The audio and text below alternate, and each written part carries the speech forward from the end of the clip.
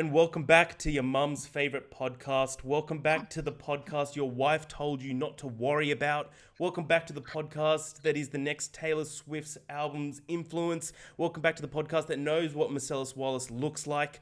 Welcome back to the podcast that knows the real ending of Game of Thrones. Welcome back to the best moment of your goddamn week. Welcome back to the Love, Death and Movies podcast. I'm one of your hosts, Harry. With me, of course, is the pride of the West Coast, Ash. Ash, how you doing? Wow, I don't even know what to say to that. I'm better now after that intro. I appreciate it. That's awesome. And with us, massive special guest, friend of the show, friend of everyone on MovieTok, I feel, the son of New York, George Carmi. George, how you doing? I was hoping to hear King of the East, but I'll take Son of New York as well. King of the East is unreal. That's even better, yeah. Yeah, can we start this again? Roll it back. Yeah, we've got producers behind the scenes. Hey, Alex, start it. Yeah, cool. Yes. George, how you doing? Welcome to the Love, Death and Movies podcast. Well. I'm doing great. I'm excited. I'm excited to discuss one of my favorites with you guys. Harry, I've chatted with you in the past. Ash, I have not, so it's great to be face to face finally. I'm excited for this. Hell yeah. Ash, how you doing? I'm doing all right. It's been a week. Yeah. Work was pretty busy. Life was pretty hectic this week. But hanging in there. How is it May? That's all I have to say. Yeah, it's nuts. It goes so quick, it's ridiculous. That's so crazy. Man, anything fun happened this week, guys? Before we get into the nitty gritty. No. Great. Work, man. That's adult grind. That's it. I got to I got to go to the Furiosa premiere. I got to interview Chris Hemsworth. And George, before you ask, he smells like the mixture between oak and success. And I was going to ask. Yeah. I was. Yeah, I can't say what I think about the film. I think we're embargoed for 2 weeks, which is cool. So the embargo lifts a week before the movie comes out. So take that what you will. I can't say what I think of it. I can do an impression of what I think George will be like watching the film, which would be just let me get into character. That's one for your visual. Just 2 hours of fist pumping. Yeah. It's a long one, but I won't. That's all I'll say. It's like 2.5, but it's not a bad thing at all. That's all I'll say about the movie. We'll get into Furiosa in the coming weeks. I'm sure. I feel like that's going to take over MovieTok for a good couple of months. But this is the second episode of the month of directorial debuts. So George, I know that you're a massive fan of the show. I know that you listen to every single second you listen to. So we're a movie breakdown podcast. We break down each and every week. We break down a different movie. Each and every month we do a different genre, and each and every week is a different movie within that said genre. So right now we're doing directorial debuts. Last week we did Clerks, which was as fun as it sounds. That was a great time. But we had a lot of fun there. We want to kind of break our fucking hearts and bring us down to reality. So this week we're doing Charlotte Wells' Aftersun, which I'm sure we all absolutely had a fun time watching. But before we get into that, a new thing that what I like to do, George, is whenever we have guests on and that I'm hosting, I like to think that you guys want to come to Australia, right? And you want to get citizenship. So we're going to do the same thing as what we did with Ash and Cam when Cam was on. I'm going to be the parole officer. Oh, not parole officer, the citizenship officer. If you've done some weird shit, I'll be a parole officer if you want. I'm going to give you a list of Australian slang. And together, like you're a team, together you can discuss what it is. You got to guess what it is. And I then get to judge if you get to come into my country or not. That's kind of it. And the listeners out there will judge you as well. Before we get into our game, you should know. I think Australia is currently Victoria and I's #1 honeymoon spot. Interesting. I'm going to mark that down on your papers right now, George. I'm just going to mark it down. We've got a list of locations floating around in our noggins, but she studied abroad in Australia, loved it. I've always wanted to go to the Australian Open, so I think that's right now it's like our #1. So if I'm there, I will be hugging you in person. Good man. You better. I've been to Australian Open a bunch of times. I adore it. Like You'll love it. It's such a mixture of Australian culture and tennis culture. Like tennis culture is like fully obsessed with it, and then Australian culture is everyone's just getting fucking blind. Like like, it's great. It's so much fun. I adore Australia. But yeah, awesome. Well, that's gonna do well with you guys. But again, this is a team base, so you can discuss before you lock anything in. We'll start off with an easy one that I will believe. What is a shoey? A shoey? Did you say? Yeah. What is a shoey? If I've learned anything from last time, it's never what I think. So... Yeah, I'm assuming it has nothing to do with shoes. Oh, really? Okay. No. Let me think. Okay. Can you use it in a sentence, please? Yeah, good question.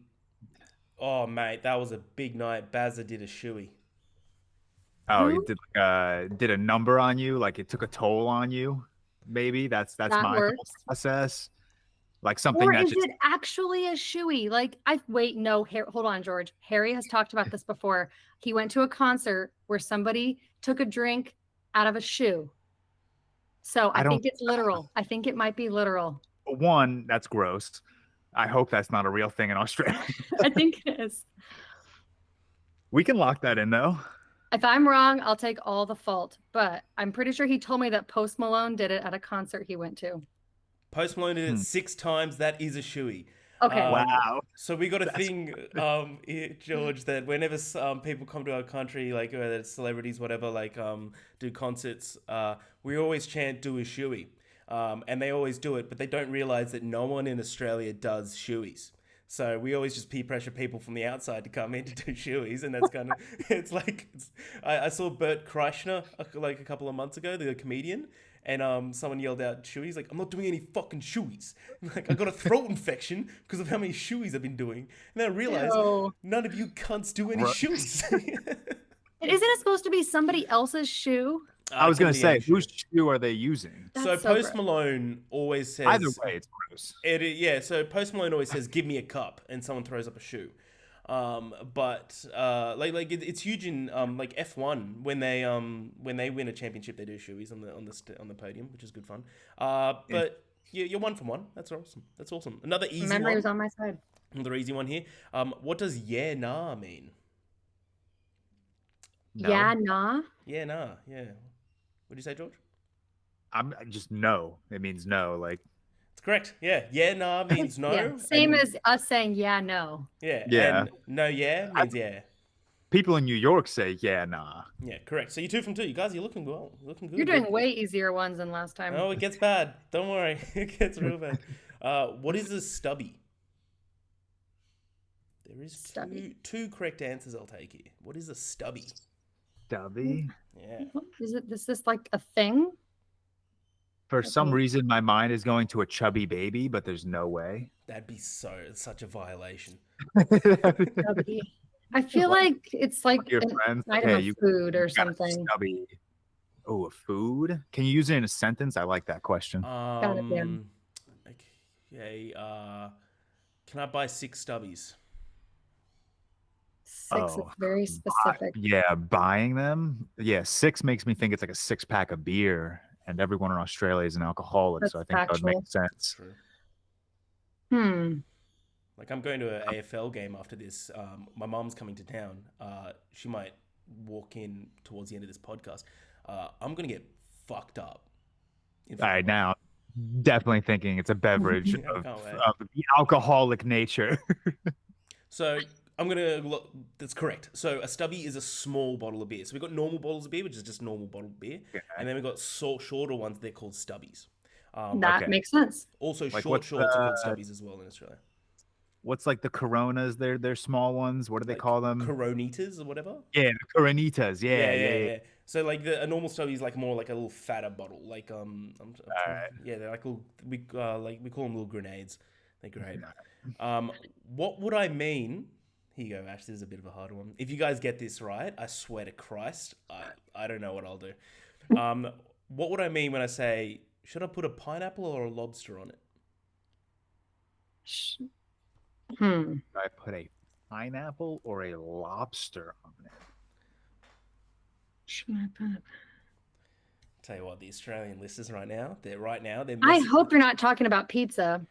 No. They're messaging me right now saying, well done, Haz. Well done. think that'd be too obvious. Yeah. Pineapple goes. Pineapple and lobster is the most random. Yeah, I'm thinking combination. I don't even know what I'm thinking. For some reason, my mind went to I don't even know, like something that causes pain. Because I'm thinking of like lobsters, little chompers, and pineapples are just hard as fuck. You could beat the shit out of someone with one. You can beat the shit out of someone with Oh, I was thinking like Sure. cut up pineapple already, but you're right. If you're thinking like a whole pineapple, it's sharp. Should I put a pineapple or a lobster? I don't know. That's a crazy one. I feel like it has to do with like injuring somebody. That's what I'm thinking. Or maybe we're just really dark for thinking something like that. Close? You want to lock it out? Lock it in? I'll lock in causing pain to something or someone. Yeah, you're very far away from the truth. Cool. Australia is a gambling culture, okay? So our money is quite monopoly-like. A $50 note is yellow, and a $20 note is red. So a pineapple is a nickname for a $50 note, and a $20 bill is red. It's a lobster. So if we're about to if I'm going to a game today, we're a big betting culture. My brother messaged me this morning, goes, "Let's put a lobster on the Swans to win," and I'm like, "Let's do it." That's too much Australian lore for me. Yes. I don't know the Australian color system of their money. I think that's one of two of the hardest ones in this, so don't worry. All right. What does this mean? Wrap your laughing gear around that. Say it one more time. Wrap your laughing gear around that. Laughing gear around that? I don't know. My mind went to like wrap your head around that, but that seems too obvious. I feel like it has nothing to do with laughter and being funny, but I feel like I'm overthinking it now. I feel like we're a funny culture. You're a bunch of alcoholics who gamble. What else do you do? Hey, you guys think you're the land of the free? We can gamble whenever we want. My thought is you would tell someone to wrap their laughing gear around something if it's not funny. Like maybe you're telling like a boring friend who's not having fun to wrap their laughing gear around themselves. I feel like I'm still wrong. I feel like it has nothing to do with laughter or comedy. It's a good guess. You guys are thinking too specific. Laughing gear means your mouth, so it's have a bite. Like wrap your laughing gear around that burger. That is such a weird thing to say to somebody. Hey, if you guys want to get in the country, this is what you got to brush up on sometimes. If someone said that to me, I'd say, "The fuck did you just say to me?" Yeah, exactly. These New Yorkers, Jesus. What the hell just came out of your mouth? If someone is going on smoko, what does that mean? Going on smoko? Yep. I mean, a smoke break is the first thing that came to mind. But I could also see it being like a weird way you guys call like a vacation. That's a holiday for them. Oh, it's a holiday for you guys too, just like the UK. Yeah. I'm going on holiday. No, you're going on a vacation. Vacation. It's called Holiday Road. I kind of like the smoke break. That's a good one. I don't know if that's too obvious, but that seems like it would work. Can you give us another sentence? Is Jared back? Nah, he's on smoko. That's gotta be. It's gotta be smoke break. Correct. Yeah. Harry smirked when you said it, so I feel like. Yeah. So I was just like, he nailed that straight away. You're good at this, George. Better than I am. This one should be an easy one. What does chucking a sickie mean? A sickie? Yeah, I think I've said this to you, Ash, a few times. Chucking a sickie. Are you saying chucking or chugging? Chucking, like throw, or like this isn't technically throw, but it's like that's how you spell it. Chucking a sickie. Oh, maybe throwing out a cigarette, or sickie, like SICKIE. Oh, okay. I feel like you have said this, but I can't remember the context. A sickie. A sickie. I'm trying to like put it in like different contexts. Like, what could this mean at a concert? What could this mean if I'm in my car? What could this mean in a library? Chucking a I love this country. I love it so much. It's the weirdest shit. Such an AI generated country. Everything always rhymes too. Oh man, A24 loves I, us. I'm blanking on this one. I do not remember you using this. I'm lost. So, I'm lost. Chucking a sickie means using one of your sick days at work. So you pretend that you're sick. Oh, like you're throwing it away, kind of. Yeah. Oh, you've definitely done that, Harry. Hey.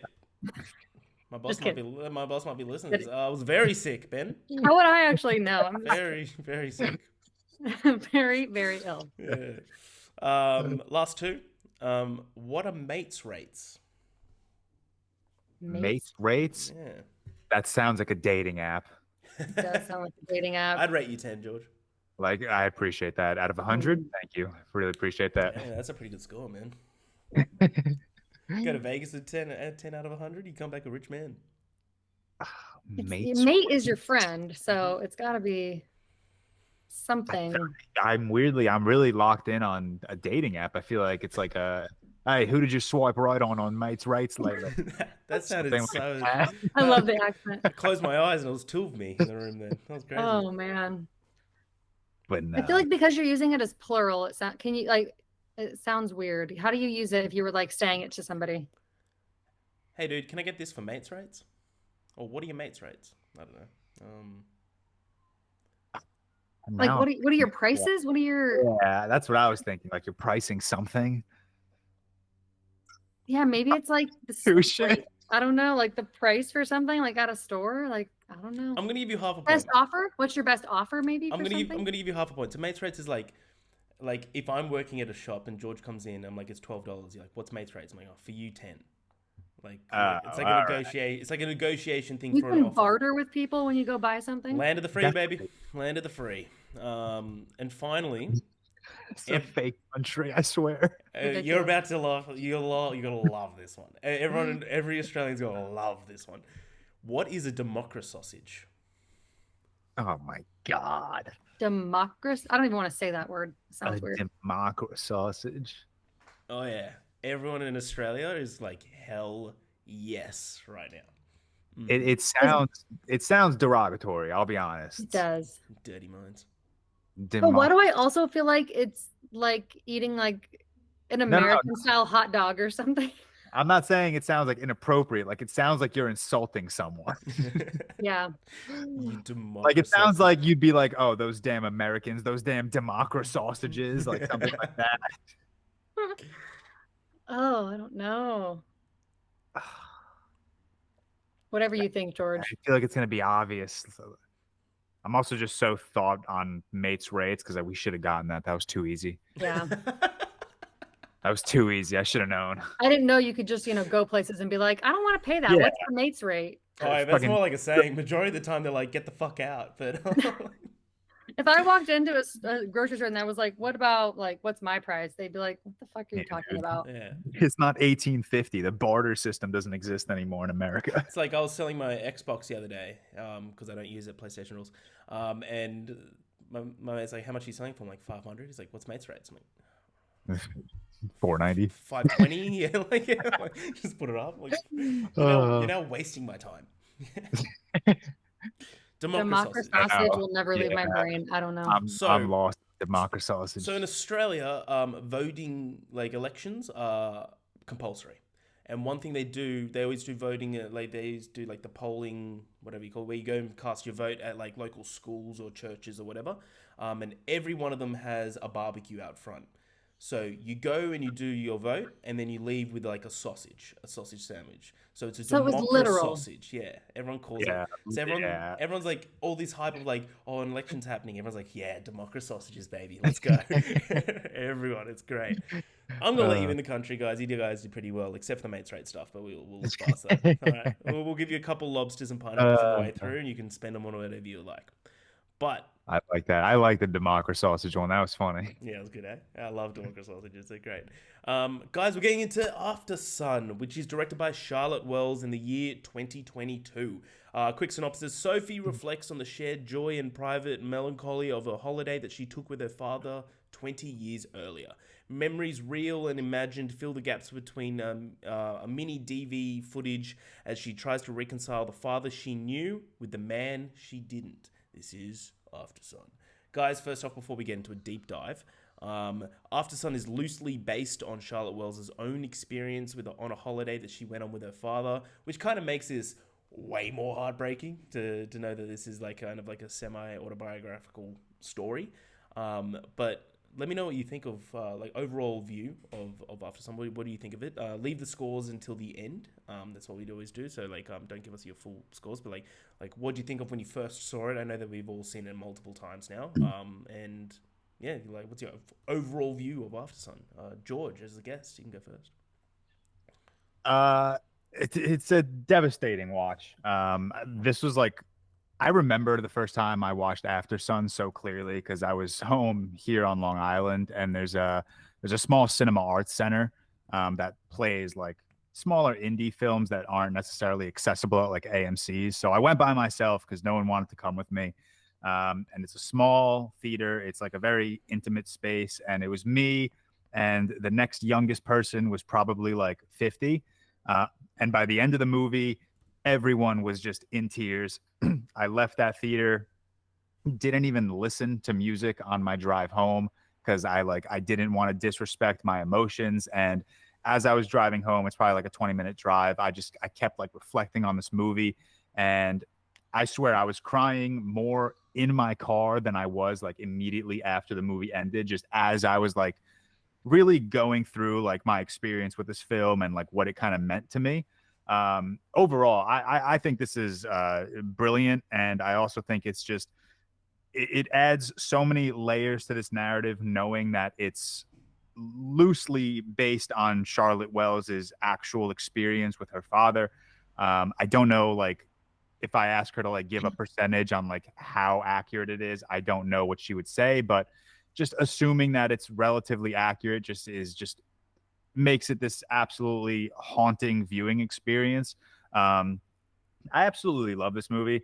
It really is heartbreaking, and it's really kind of one of those films that just asks you to like reflect on your own experiences, whether it just be your experience growing up as a kid and your perception as a child, or now that the three of us are older, we kind of maybe look at Aftersun from the perspective of Callum, which is obviously equally as heartbreaking as looking at it from the perspective of Sophie. But it really is such an experience because you have 2 point of views that are kind of on just like opposite ends. And I'll like kind of hold my spoilery thoughts for when we do like our complete like deep dive breakdown.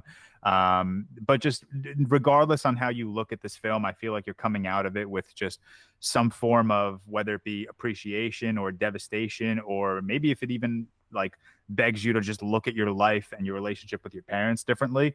It is such an emotionally demanding movie. I think today was my 5th watch of it, 5th or 4th. And I swear my reaction is the same every single time. The credits start rolling and I just sit there in silence by myself. And it's one of those films, like, I'm sure you guys have seen David Lowery's Ghost Story. It's just one of those films that like the second it ends, all I want to do is just like curl up in a ball and just tear and listen to a really sad song or something. But I absolutely love this movie. I always have. It still is like one of my favorites of this decade, probably top 3 with like Dune 2 and Oppenheimer. I absolutely love this movie. It is so sad to me that even though Paul Mescal got that Oscar nomination, he didn't win, because I think his performance is, and this is no disrespect to like Austin Butler as Elvis or Brendan Fraser as whoever he played in The Whale. I haven't seen that movie yet. But he was the whale. He was the whale.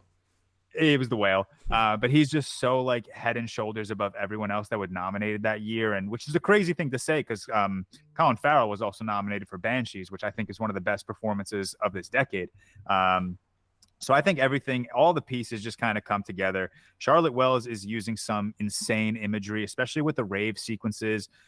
She's kind of like playing around with metaphors, and she's really forcing her audience to kind of like think about this film from everyone's perspective, from her perspective, Callum's perspective, Sophie's perspective, from your own perspective. And it really is just one of the most thought-provoking films out there, which is just one of the reasons I absolutely love and adore this film. No, I was about to give my rating. I will save that till the end.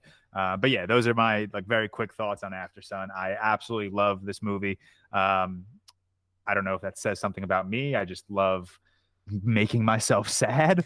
But I really do love and adore this movie a lot. Well said. Ash.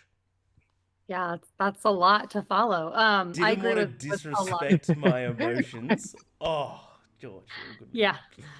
Beautifully said. Yeah, I agree with everything that George said. I think for me, the second watch really helped me connect to the movie even more, because the first time you don't have a lot of the context for some of the way that the movie flows, with some of the flashback scenes, some of the dark flashing rave sequences that are happening throughout. You don't really fully get it until the end. And then I was kind of like you, George. I feel like after the movie, the very first time, I just sat in silence for like 30 minutes, and then all the emotions came. Whereas this time, it was actually only my second watch. It came to me throughout. And I think I naturally connected with Callum's story and perspective this time, whereas the first time it was Sophie's perspective. And I think just being female and like being the only daughter in my family, like it was just natural for me to connect with her. And I traveled a lot with my parents as a kid and went on, vacations like that at resorts. So I feel like it was just like instantly like my childhood. Like I was a kid in the early 2000s, late 90s, had the camcorder type, growing up experience. So I think it is just such a unique film where you can kind of see everybody's perspective, and it's important to see everyone's perspective, and no perspective is like better or worse or bad. Like you're just kind of seeing these people that are very human go through these experiences that are really dark, and like Sophie doesn't understand a lot and Callum doesn't want her to see a lot. So it's really devastating. And I think the way that she compiles the video footage with the real regular camera footage with the future, obviously like present day and then past, I think it's all just done so beautifully. So I love this movie. I loved it even more on second watch. I think that it'll be hard to watch again, but I know I will. I think the under pressure scene is probably like my favorite scene in a film in like the last 10 years. I think it's just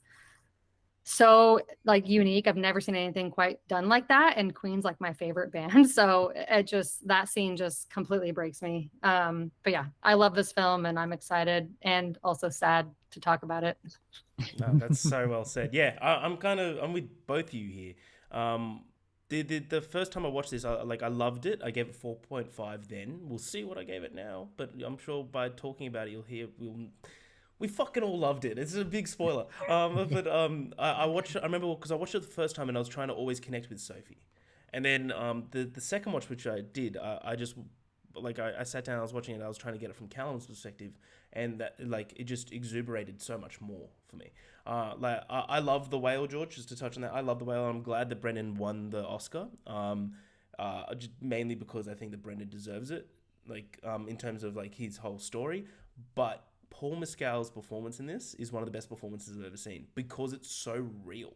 It's just there's no scenes there that are when you look at Oscar award-winning performances and you get that one scene, like Adam Driver in in Marriage Story, every day I wake up and I wish you were dead. There's nothing like that in this movie, but the entire time you just know what he's doing just from body movements and everything like that. I think Paul Mescal truly is one of the generational actors that we have nowadays. He's going to explode. He's already getting big and big, sure. He's in Gladiator 2, Electric Boogaloo, but which is going to be his massive, I don't know if you can call it blockbuster, I would, blockbuster breakout into stardom. But this really is, you look back at this and this really is if anyone ever doubts his acting ability, 98 minutes, however long this is just pure perfection from him. But this movie just it's such a respectable film to kind of watch and just really just give a handshake to Charlotte Wells and give her a salute, just being so vulnerable. I agree with everything you said, George, when you touch on we don't know how much of this is true, but even 10% of it being true, or even just like a main theme of it being true, is enough for this to be insanely more heartbreaking than it was if it was fiction. And I'm sure, probably just the relationship between her and her father is the true part here, and that they went on a holiday. That's what I would guess.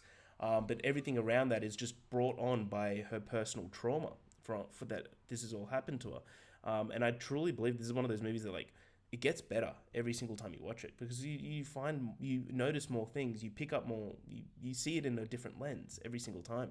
And it's one of those movies, like I wouldn't say it's a comfort film, but it's going to be a movie that I'm going to watch every time I'm like, I need to cry today. like, because it's good to cry. And this movie, you guys said it. As soon as the credits were rolling, I sat in the dark room for 30 minutes. And then I started messaging people being like, I'm a fucking mess. It is 1 a.m. I've got work tomorrow. It's just extraordinary what this movie was able to do. And I think it's severely underappreciated. I think that the film talk community, whatever, like love Aftersun as we should. But in terms of global appreciation, this film is nowhere near what it should be. Which is after the release of this episode. You're welcome, Charlotte Wells, for those streaming numbers going up. We're expecting our 20% in the mail. But awesome. So we'll go through the story. I've got it all divided in parts. I think I'm in like 8 parts or something. So I'll probably go through like 2 parts at a time, and then we'll stop and we'll go through it. Yada, yada, yada. So part 1, I'm going to call this part A Father Trying to Impress. What do you reckon about that, Ash? Good? I'll allow it. Thank you. We start this beautiful story in the late 90s following a young girl named Sophie who travels with her young father, played by the incredibly handsome, talented dreamboat that is Paul Mescal. They're headed to a Turkish holiday resort. You can already tell that he's a little distant with his daughter just through this travel scene. They obviously have a strained relationship, but again, throughout this entire movie, they don't say this, they just show it. Charlotte Wells does this thing that she completely respects her audience, that she doesn't completely overtell everything. She's like, if you pick up on it, great. If you don't, watch it again. Yeah, I think that's beautiful. There's this incredible scene when Sophie is sleeping and Mescal's Callum is on the balcony smoking. The door is closed and his back is towards her, and all you can hear is just her breathing. And I think that's it's just such a really disconnected scene, which I think already shows their relationship. This man is trying, but there's already a large disconnect. Maybe that's because he's a young dad. Maybe it's because she's the connection to a failed relationship. But maybe it's because this isn't the life that he thought he would have. Sophie records the holiday on her mini DV camera, which the footage is interspersed throughout the entire film. But why is this? Is this to highlight their time together? A spotlight on the good to ignore the dark? Or maybe this is just a way of showing how Sophie looks back on their relationship in the years to come with a kind lens. Then I write, Christ, I sound pretentious. But Paul Mescal is hot as hell in this. Facts. Yeah. Callum exhibits signs of depression, anxiety, and internal turmoil, which he tries to hide from his daughter, of course, beneath the facade of contentment. During his time alone, he is seen engaging in Tai Chi patterns, which I really enjoy. And throughout the entire film, you see stacks of self-help books. And he's also smoking, which he always tries to hide from Sophie. Fun fact here, according to Paul Mescal in an interview, him and Frankie Corio, who plays Sophie, spent 2 weeks prior to filming in a hotel resort on holiday together to form a bond that they needed to portray the father-daughter relationship. And I think that was so well done. I think they're very much a perfect father-daughter relationship of a strained relationship. Part 2. How good is a continental breakfast? I just think if I was on holiday, that's what I would go for. Quote, I think it's nice that we share the same sky. Sophie talks to Callum about how she doesn't see him a lot, and this already kind of breaks your heart here. She would spend time during each day looking up at the sun and find peace that knowing her father can see the same sun and they're somehow connected. At dinner, Callum and Sophie talk about Callum's life. He lost his girlfriend as she's gone back to her ex-boyfriend, and he's given up on that dream of his of opening up a cafe. My therapist would have a fucking field day with this. I wrote there. Yeah, cool. Callum finds it difficult to connect with Sophie. This isn't for a lack of trying. Callum just has no idea how to connect with someone so young when he's still so young himself. There's this great scene when Callum is trying to take off his cast of his healed broken wrist, and Sophie's in the bedroom, and she's telling him a story of how when she was younger, and she mistakenly thought that Callum and her mother were getting back together, and it made her really excited.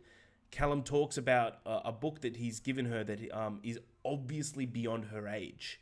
He's trying, but he just finds it so hard to connect. I love that scene where he's just like, I really think you'd love it. And she's like, what does this word mean? Like, it's like, she's not ready for that book at all, but he's like trying to give her something that he loves. I think that's really good. So we'll stop there. What do you guys think about this opening? It's obviously like, you get signs of what Callum's going through, but you don't see it straight away. There's a lot of hesitation in a lot of these conversations from Callum, which I think speaks way more than anything that he says. But yeah, what do you think about this and like the introduction of Paul Mescal, of course? Yeah, I love, I love the way this movie kind of like takes us on this journey. I love that you said the words show, don't tell, because that's one of the biggest things I respect about the way Charlotte Wells tells this story.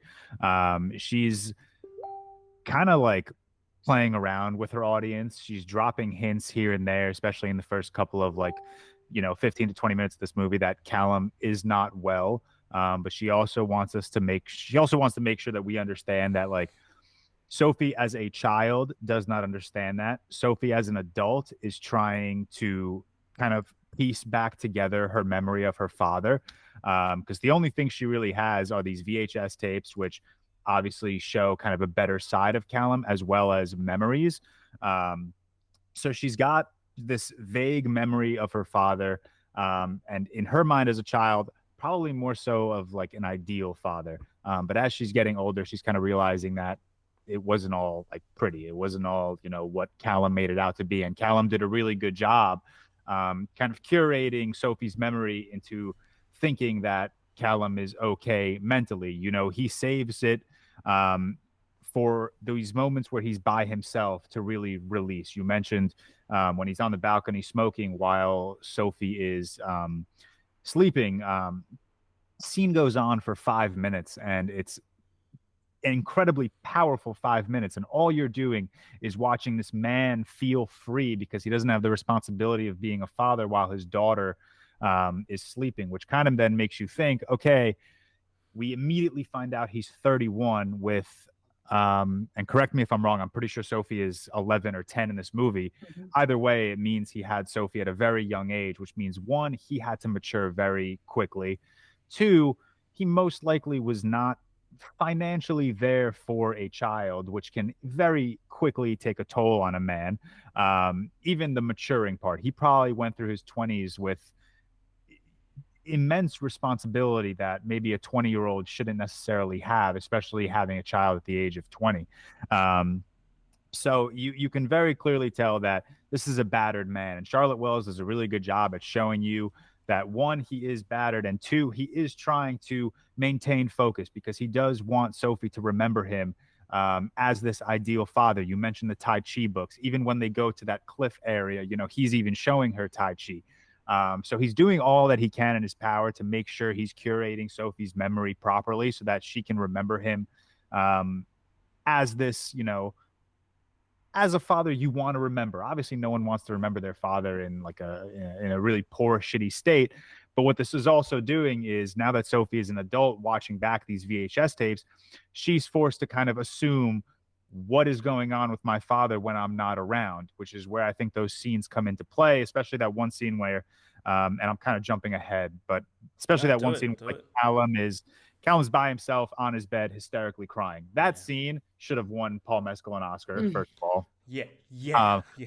But we're also left to believe, like, okay, did this actually happen, or is this Sophie like slowly piecing together like what maybe happened when Callum was by himself?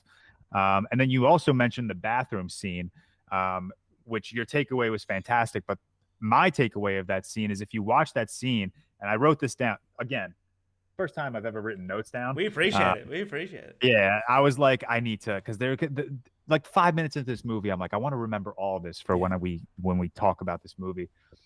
The scene when Callum's in the bathroom and he's trying to like cut off his cast. Yep. Just split screen. Sophie on one side, Callum on the other. Callum is just drenched in gray lighting. Sophie is drenched in calmer, slightly more vibrant, orange, yellow lighting, which kind of just shows their headspace. Callum is not all there. He's not okay. And Sophie is just maybe not necessarily naive to that, but she's just too young to understand it. So there's this very clear separation of their thoughts in that very moment, which I just think is, again, back to the imagery that Charlotte Wells is using. It goes beyond the rave scene. As much as that rave scene is phenomenal, and I can't wait to talk about it down the line, there are so many just subtle things that are going on that Charlotte Wells is doing to tell you her father was not okay. And now that she's an adult, she's just left to mend this broken childhood that she had. I'll stop ranting there and let Ash talk a little bit.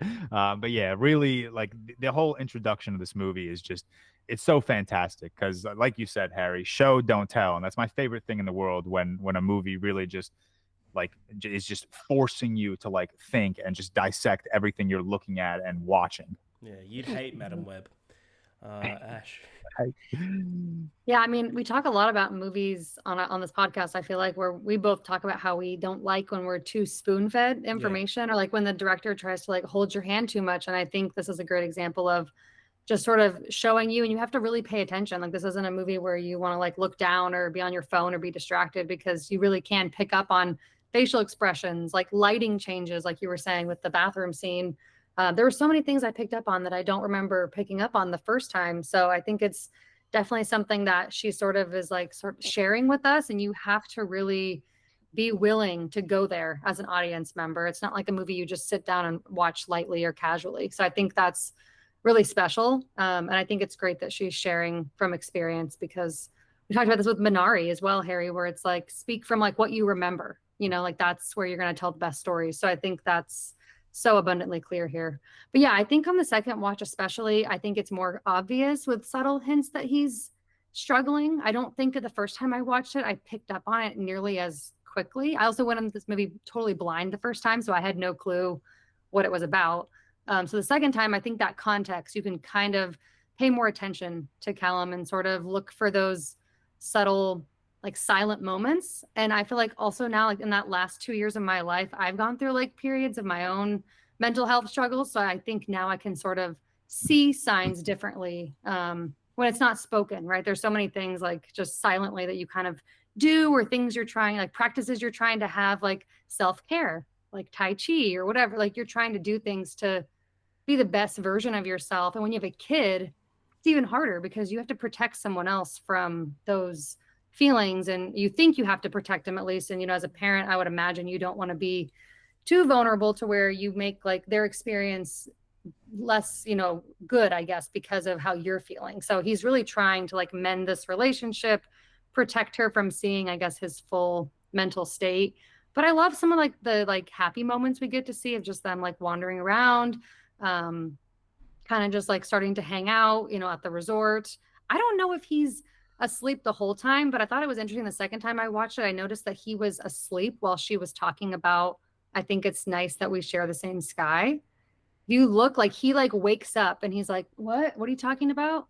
So it's just interesting to see, like, as a kid, she's just sort of like having a great time, or you think she's remembering it as a great experience, but he's so broken and he's just so exhausted that it's interesting to see his perspective, where kids sometimes just go on and you want to listen to what they're saying, but you're also sort of dealing with your own issues. So I think it's really cool to rewatch this film and really get to see both perspectives. I think it's much more abundantly clear. So I love the first like 20 minutes or so. I think that's kind of where we're at. I think that you sort of get an inkling as to where we're going to go, but you just have no idea like what's to come. But it's enough to really get you to start thinking and start connecting to these characters. And I think that you really see him trying really hard to make this a good experience for her. And like you said, George, I don't know if it's like we're supposed to see it as her remembering or thinking that's how it happened, or if that's actually what happened in tandem with her memories. I'm not sure, but I think either way, it's still just as heartbreaking, either whether she's imagining that's how it went down or that's actually, you know, what happened. My interpretation. Yeah, you go, George. Good. I got it. I was just to that point on like memory and like what she's actually remembering. The way I see this film, and I mean, you guys correct me if I'm wrong because I don't know how like accurate this is. I take it as everything everything adult Sophie is watching via the VHS, which is everything we're watching via VHS. That's static. That's real. That actually happened. And every part of the movie that's not VHS is adult Sophie trying to piece together little bits here and there, whether it be happy memories of them, whatever, going diving, or sad memories of, you know, the night they do karaoke and it's just Sophie because Callum's not there, or even these like darker moments when Callum's by himself. Like the entire sequence when Callum is away for the night, like in my head, that's Sophie kind of thinking like, okay, what happened to my dad? The only thing Sophie knows in that moment is that she came home and her dad was passed out naked on the bed. So adult Sophie, that whole scene is adult Sophie trying to like just randomly piece together what could have happened to my dad. Like now she's older, she understands the mental headspace her father was in. So what could have possibly happened that night? So that's kind of how I see it, like VHS versus like actual like filmmaking, I guess we'll call it, the parts that aren't VHS. And we also keep coming back to Callum being like real. I like that we keep saying that because like you said, Ash, we're all adults here. We've all been through like just absolute shit that have just put us through hell. And I'm sure we've all experienced like whether or not we want to like suppress our emotions just to like protect those around us. And I'm sure we've all had a good cry by ourselves when no one's around because we don't want anyone to, you know, be overwhelmed or whatever, just think that you're in a bad place. So the more I watch this movie, and coming from like my first watch where I was like trying to look at it from the perspective of Sophie, because I think that's just what everyone was telling me to do, to now 4 viewings later, it's Callum. Like Callum's the center of attention, and he's the one that I think just provides a lot more of like a relatable context, which is sad to say, but you know, as we get older, I think we could all kind of sympathize with Callum. Perfect. Everything I was gonna say is said. I love this. I don't have to do any. No. I don't have to do any work. This is great. This is what I want for every episode. It's great. No, I wholeheartedly agree. I watching this movie again from Callum's perspective, it's so obvious how he only smiles and he only shows moments of happiness when he sees that Sophie's having a good time. Everything else, like when he's not providing himself happy at all. Like he never shows excitement for anything. He always asks, "Is she excited? Like, are you excited for tomorrow? Are you excited for tonight?" Like something like that. Like, and that in itself is truly heartbreaking. That like this idea that like which is still so prevalent today, that people are silent when it comes to mental health and think that it's a silent battle when it's not. But I like it's so easy to say, I know. But like that's what I think is another one of the strong messages from here. But yeah, part 3, One Fine Swim, like that one, because they go swimming. One day, Sophie and Callum go scuba diving, and she loses an expensive scuba mask. While Callum feigns nonchalance, Sophie senses her father's actual feelings and expresses that she understood that the mask was expensive and comforts her father. This is such a point of like emotional intelligence, I feel, from Sophie's perspective. I really, really love this character. Callum is taken aback by this. Callum then tells the driving instructor, this is one of the moments that you were talking about, George, I believe, that like he only really shows himself when he's alone or with people that he just doesn't know.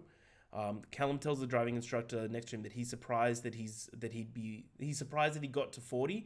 No, he doesn't think he'll get to 40, and he's surprised that he got to 30. Which is, I wrote here, and I think it's about 1,000 letters, red flag. Yeah. Like red flag, yeah. A massive red flag. After a long day, they get ready to go out for dinner. Sophie says that how she feels down. Quote, "Don't you feel like you've just done an amazing day and you come home and you feel tired and down and it's like your organs don't work? They're just tired and everything is tired. Like you're sinking? I don't know, it's weird." And the camera goes to Callum's face while he's brushing his teeth. He stops and he just looks at himself in the mirror, and there's silence. And it says more than any line that he could fucking say. He knows exactly what she means. That is his whole world. And he does something here that just breaks my heart. He spits at himself in the mirror. And they go to dinner. He doesn't clean it all up or anything. He just spits at himself and then they go to dinner. Brother, give me a call. I'm here to chat. And so I wrote these notes a couple of days ago, so I forgot about everything I wrote. So there's little notes in here that I was going to be like, oh, I remember that. Part 4, man just wants to buy a rug. Callum and Sophie go to a rug merchant and she observes him grapple with the costs of purchasing one that he likes. Callum initially declines purchasing the rug while Sophie's with him, later returning without her to buy it. The rug is £850.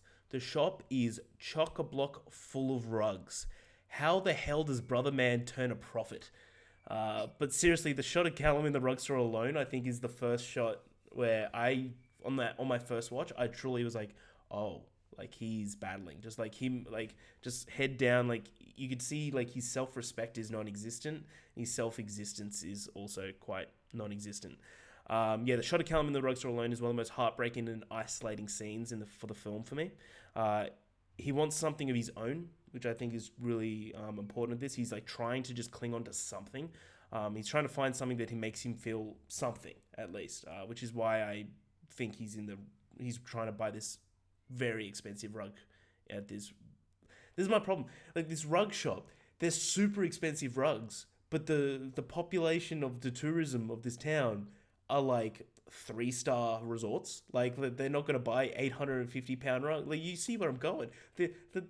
How is he selling anything? They don't cost that much to make though. How is he selling anything? And he's just like, no room for negotiation. They want to take something home with them, I guess. I'm too busy selling these 20,000 dusty rugs behind me. Like, bro, just give him a deal. Fun fact here, Charlotte Wells stated in an interview that during the 2 weeks of rehearsal period that the cast and crew had on set of Turkey, there were 2 read-throughs of this script with just Wells, Paul Mescal, and Frankie. Wells also added that these scripts purposely did not include any scenes where Mescal was alone, which to focus on the detailed depression of Callum is experiencing, so that Frankie's performance was so naive to these facts, just as Sophie was, which I think is really cool. While this is happening, Sophie's hanging out with some tourists that she made friends with. I love this scene. I love how welcoming they are to her. The vibes aren't weird at all or anything like that. They're just normal young adults just on holiday having fun. They could have, rather than any weird character tropes and used for a plot device, nothing weird like that. I think it's just nice that there's a group of people like, yeah, come play pool with us. And it's just like a little moment of happiness for her. I think it's really cool. Sophie films an interview she has with Callum, and it's quite cute. But my main focus at first is the stack of self-help books that are just right beside his bed frame that Callum has in frame. The more that this movie goes on, the more the silent screams of help become more and more deafening. During the interview, she asks him where he was when he was her age. What did he think he'd be doing now? This is when Callum's entire demeanor, yeah, his mood changes. He's surprised that he even got to 30 again. This is a beautiful, realistic representation of anxiety, depression, and self-destruction. Charlotte Wells, I fucking adore you. Quote, when I was 11, no one remembered it was my birthday. Callum tells a heartbreaking story about his childhood, and everything starts to make more and more sense. So anything to kind of touch on here, guys? The rug store scene, I think, is really powerful, where he goes back and he buys one to kind of desperately try to have something with his life, I believe. The going swimming, the scuba mask, a little incident there, and then like the little interview that he had with Sophie. Yeah, you covered a lot. Where to start? The scuba mask scene. I didn't pick up on this on like my first 2 or 3 viewings of this movie, and it really kind of kicked in with my viewing today, actually. I think from the point of view of Callum is he had Sophie so young, which not only forced Callum to mature faster than he probably should have, but it also probably forced Sophie to mature faster than she should have. She's an 11-year-old that's speaking the way you would expect 16 and 17-year-olds to speak. She's dropping these... Intelligence. Yeah, her emotional intelligence is well beyond her years. And I think a part of that is Callum thinking, I robbed this girl of a childhood. So she tells her father, I know how expensive that mask was. And that's not a conversation you would expect an 11-year-old to have. And watching it around this time, like, or not literally this time, like watching it today, the movie, it was just punching me in the face. Like, this girl is so mature beyond her years. And I can't imagine that Callum probably feels responsible and that he robbed her of a childhood. So the rug thing is, I kind of equate that back to the scuba scene where Callum's like, I want to do something for my daughter that'll make her feel young again. She was so giddy about this rug. She wants this rug. I know I can't afford it. Again, that's right back to his mental health of just not being able to provide his daughter with things that she loves and things that she sees and like is just actively happy about. So buying that rug was probably, or was most likely, a very impulsive decision, but it was just probably out of sadness, like he wants to do something for his daughter that's going to make her feel young. And what's the best thing to do is just to buy them something that they see in a window that they really want. So I absolutely love that interaction they have. And it kind of comes back to bite Callum in the ass because, and I'm sure we'll get to it down the line, but eventually Callum offers to pay for singing lessons, and Sophie's basically like, don't do that. Don't offer to pay for things I know you can't afford. Strong line. Strong line. Exactly. And it just goes so back to like, what kind of 11-year-old speaks like this? And you think like, it's an 11-year-old who had a 20-year-old father. It's an 11-year-old that had to mature just well beyond her years, because I can't even imagine having a child right now. I can't even imagine having a 11-year-old at the age of 31. That's like, it's an insane thought to me. So like from that perspective, I can't imagine how quickly Sophie and Callum both had to mature, which probably takes a massive toll on Callum as well. I'm forgetting like what other plot points you mentioned. The interview with that Sophie does with him, and he's like, yeah. So that, oh, okay. Here's my thing. That's how the movie starts. You hear like the VHS tape, and you realize the VHS tape loading that you're hearing is Sophie watching it as an adult, because it's very brief, but you see her in the reflection. And then in the VHS tape, like you said, Harry, Callum is very happy. He's like, I'm so excited for today. Are you excited for today? And then Sophie starts asking him, you're 31. Happy birthday. What did you think you were going to be doing at 31? And Callum's face drops. He gets very defensive. He's like, please turn that off. And then this kind of goes back to me saying that Sophie's just kind of trying to piece together everything, because Sophie does turn off the camera and you see the reflection in the TV. And Sophie's like, I'll use my mind camera. So Sophie's using a VHS tape, her mind camera, and just sheer imagination on most likely how that conversation panned out. And then Callum tells this story about how no one remembered his 11th birthday. And my first thought is, why would he tell her this? Like, this is a very sad story that maybe you don't necessarily tell an 11-year-old. But in his head, he's probably thinking she'll never remember this. But in reality, adult Sophie is making it her like life goal to just piece together these little moments with her father, anything she can get to remember the man he was. Sometimes they're not great memories. And I think that's what that one scene kind of showcases, that like Sophie is, yeah, she's remembering the good, she's remembering the amazing with her father, but she's also remembering these moments of, her dad's face just dropping when asked about being 31. So it's again, and I'll probably say this another 15 times this episode, because I really like that you initially said it, Harry. It's so much show, don't tell. And the more I think about this movie, the more I just pick up on like these just small, minute details that just like show us like the headspace that Callum was in, as well as just like Sophie's like kind of being naive to everything, but also being very mature as an adult to like acknowledge that, yeah, her father was not this, incredibly happy guy that obviously you would like to ideally remember your father as. Mm-hmm. Nice. Wow. I got so distracted with what I wanted to say because that was just all so beautifully said. George, you're a good way. You're good with words, man. Yeah. I got my notes. The notes are helping because they're See, I making me should remember have written everything. notes. I got to do that next time. Yeah, I think what I want to add is more of like a general thing. I think for me, like getting to see her emotional intelligence is something I immediately connected to watching this movie. I feel like that's something I experienced growing up that I had to mature very quickly. I feel like I've seen it in my family multiple times, and it's so common to happen where, people do have kids really young, and kids do have to see things or, mature in a way that they shouldn't have to, like worry about things they shouldn't have to be thinking about.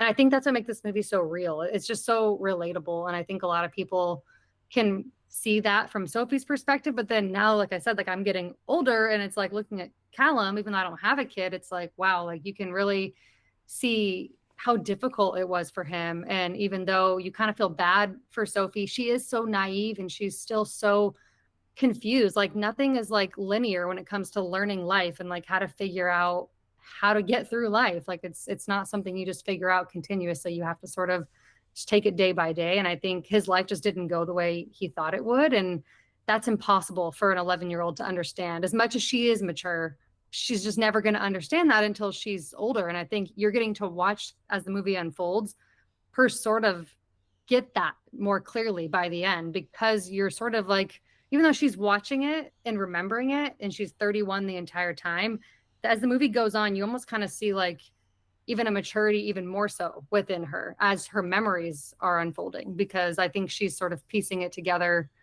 better and better, like as she's watching the tapes. So that was a lot more prevalent the second time I watched it, I feel like. And it's just also heartbreaking. I'm just at a loss for words. It's just so sad. Yeah.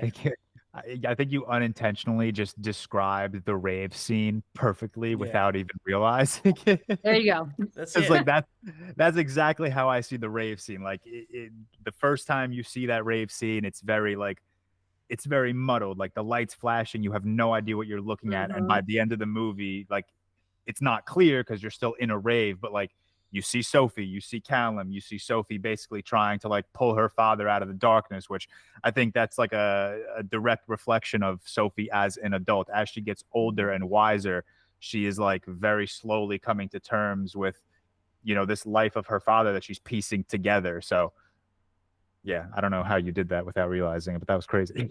She's unreal, eh? That's why it's crazy. Yeah. In my head, I'm like, wow, she is taking the words out of my mouth right now with this rave. Amazing film. And you didn't even say rave once. Well, Harry, now getting backtracking into part 5. Sorry. No, you're good. Like, one thing to add here is like for me is like we've said it so many times, the amount of emotional intelligence. I've come to learn that like children have insane emotional intelligence. I feel like I did like just this a little story from my life that like I think that really helped me connect with more with Sophie on this in this watch. Last year my grandma passed. Nothing too sad. She was 96. Unbelievable innings. So hell yeah.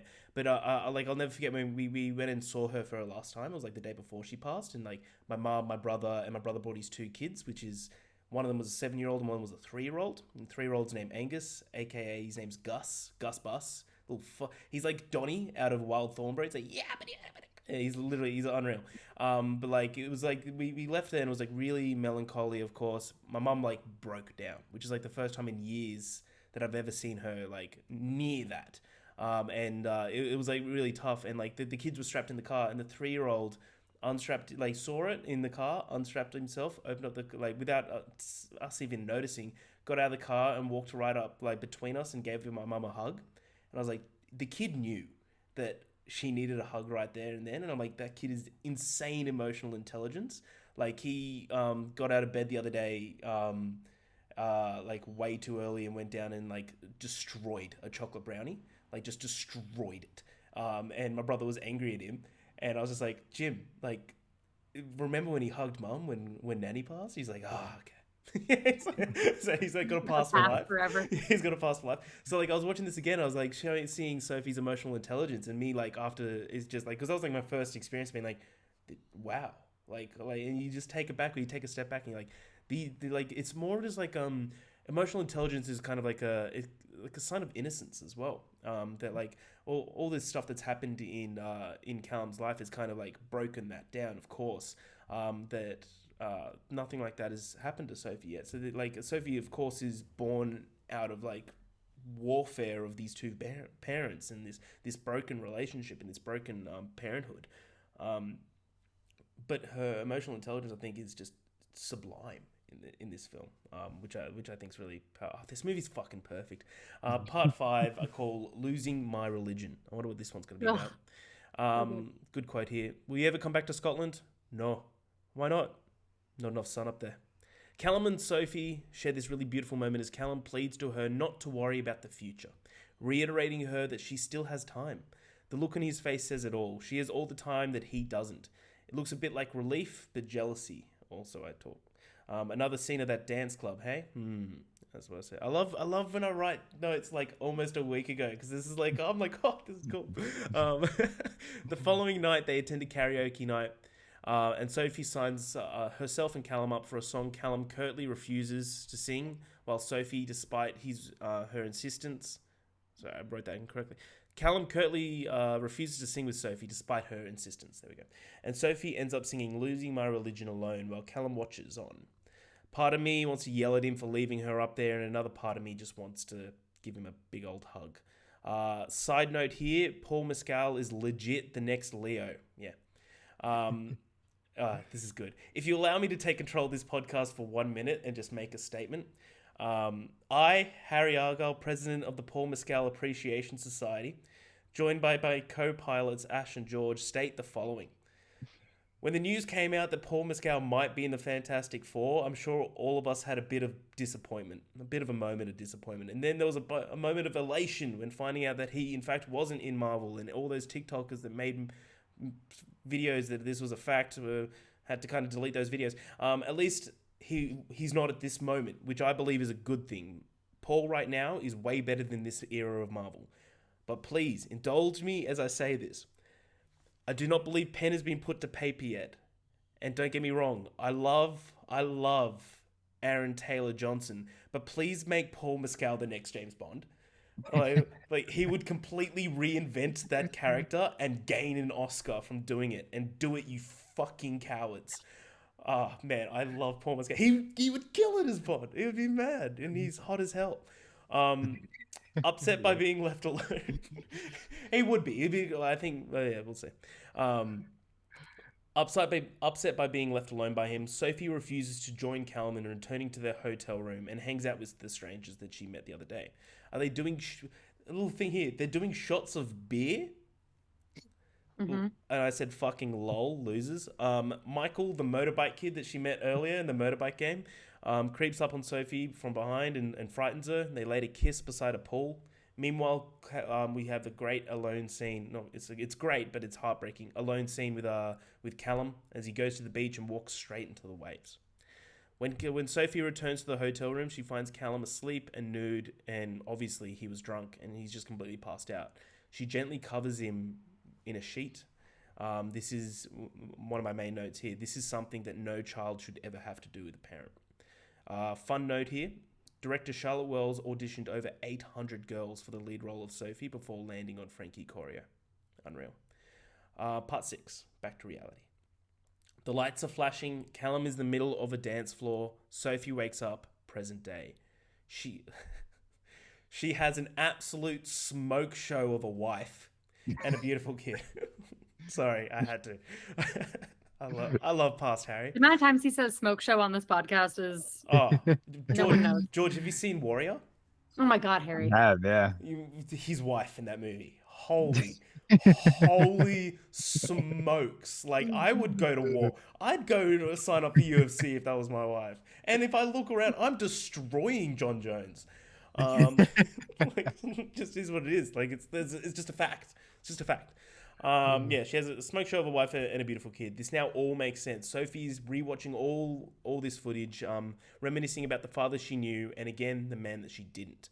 But where is Callum in all of this? Back to our main timeline. Quote, "Happy birthday, Dad." Thanks, darling. A brief moment of happiness. They're on the bus going to the baths. And like that, you can see like he's just like dead eye, like looking ahead, and then when she says that, he kind of like wakes up for a moment. It's like it's so good. Show don't tell. The two reconcile while traveling to the mud baths, with Callum apologizing for the previous night's behavior. The scene in the mud baths is everything to me. Callum obviously not remembering what he did when he blacked out. Sophie saying that she didn't have a key, and his face just dropped. He's like, "How did you get in?" She's like, "Reception." The moment where Callum fully realizes what he did and that it is not okay. He's a father responsible for his daughter, at least while they're on this holiday. No excuses, and Paul Mescal portrays Callum in such a beautiful way that there's a look of embarrassment and self-hatred on his face that broke my heart in a sentence. I want you to know that you can talk to me about anything. As you get older, whatever parties you go to, boys you meet, drugs you take. Dad, no, I'm serious, Soph. I've done it all, and you can too. I just want you to promise me that you'll talk to me about it, okay? Sophie surprises him by having all the other tourists sing him for He's a Jolly Good Fellow for his birthday, while Callum stoically watches on. Callum then straight cuts to a scene where Callum's alone in the bedroom, completely sobbing at the end of bed, with letters that apologize to Sophie spewed across the floor. So I'll stop there before we go into our last part. Just because this moment, this moment, like of course the two moments, this was the losing my religion, of course, the karaoke scene, him not going up, the scene with him walking into the waves, obviously getting blackout drunk and almost killing himself. And then the next day, of what I believe is probably my favorite scene, is the whole travel to the mud baths, and that like those two conversations where he like completely, where he's just like, no, Sophie, I'm sorry. She's like, it's fine. It's like, I'm sorry. So he's like trying to like, it's like the moment out of Good Will Hunting. It's like, it's okay. Like it's that moment where he like truly is devastated for what he did. Mm-hmm. And I do think that's like kind of like the last straw. Because in his mind, he's like, you can see he's got super like embarrassment and self-hatred, but he's like, I'm no good for her, is what I took it from what he's like, which is just like, anyone listening, there is help. Like that's not true at all at any time.